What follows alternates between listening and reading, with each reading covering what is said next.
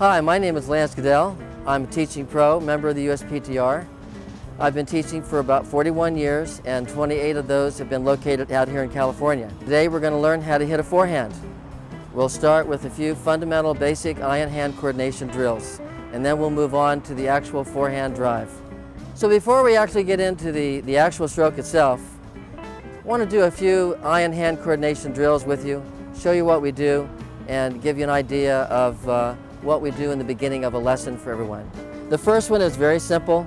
We establish a forehand grip on the racket, and we just bounce the ball on the court like this.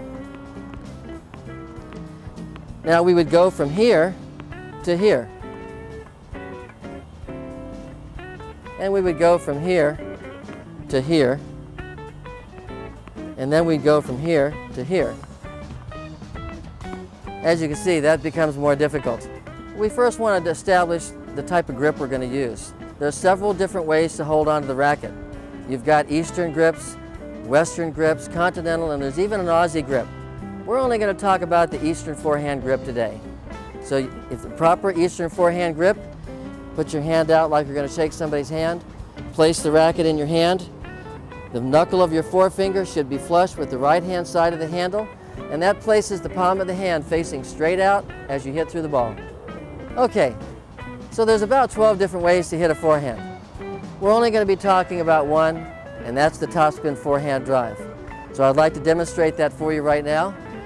Always start out in a good ready position, racket held out in front of you, knees comfortably bent, feet apart, about shoulder width.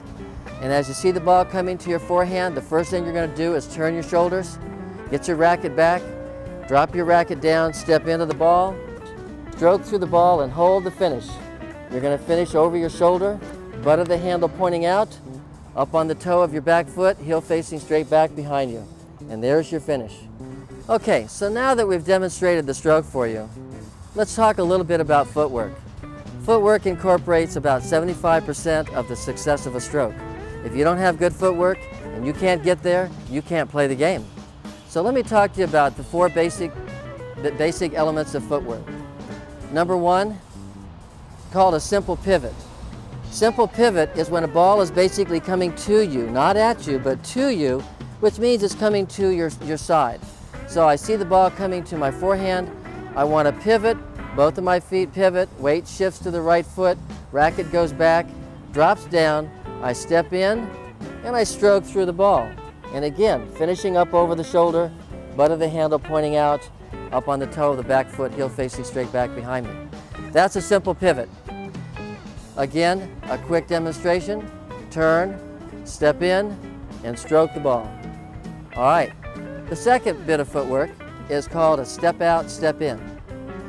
You start from the same position, you step out with your right foot, your body begins to turn with the first step, your racket goes back, and then you take a step forward and you stroke through the ball again. The third would be step out, step, step, step in. I can do that going 5 feet or I can do it going 15 feet. It doesn't matter. So it looks like this: step out, step, step, and step in and stroke the ball. Same finish what we've been talking about all along. All right, now the fourth and final bit of footwork is kind of tricky. It's called a reverse pivot. Not a lot of players know how to do this, so watch very carefully. A lot of times you have balls coming directly at you. Most people, their first reaction to having a ball coming right at them, they panic a little bit, they step back and they try to get out of the way. All you have to do, it's very simple, is take your right foot, go around back here like this, shift your weight, step in with the left, and stroke the ball. That way you can stay on the offense, you don't have to worry about getting off balance. Okay, so now we've talked about the stroke, I demonstrated it for you, and we did a little bit on footwork. So now I'd like to show you what the stroke looks like under a normal play situation.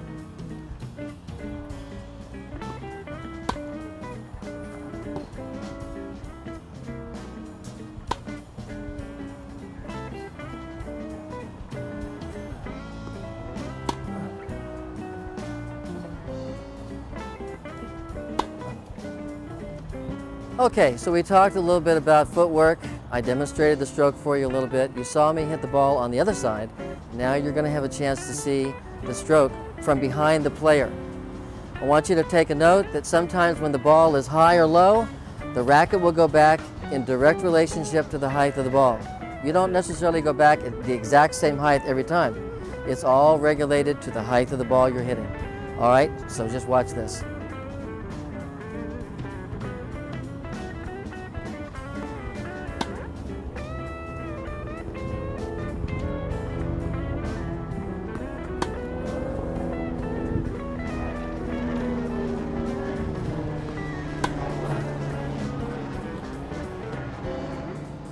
The important thing too is to have good balance and finish all of your weight on the front foot.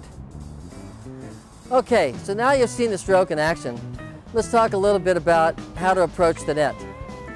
You want to shorten your backswing when you go to the net. The reason being is that you need to do that so that you can control the stroke and you don't overplay the ball. So the shot that you're going to hit on the baseline is a full backswing, which again will look like this. And then as you move into the net, you shorten your backswing gradually so that you're not going to overplay the shot. So that you get to the point where your backswing is almost a 50% backswing. Okay, so you got a chance to see what it's like to approach the net. And you notice that each stroke was a little bit shorter as I got closer to the net. And again, the reason for that is so that you can control the stroke and that you don't overhit the ball as you move in. Okay, so to sum everything up for you, today we basically covered the topspin forehand drive. We started out with some basic fundamental warm-up exercises, some eye and hand coordination drilling. Then we moved to the grip.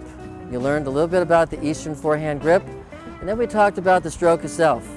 I demonstrated the stroke for you. Then I hit a ball for you.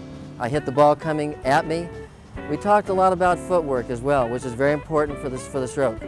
Again, footwork incorporates about 75% of the success of the stroke. Remember, if you don't get there, you can't play the game. So the last thing we did was talk a little bit about how to approach the net and to shorten the backswing so that you have control and you don't overplay the ball. So we pretty much covered the forehand today, and I hope that everybody has learned something and had a good time. I know I did.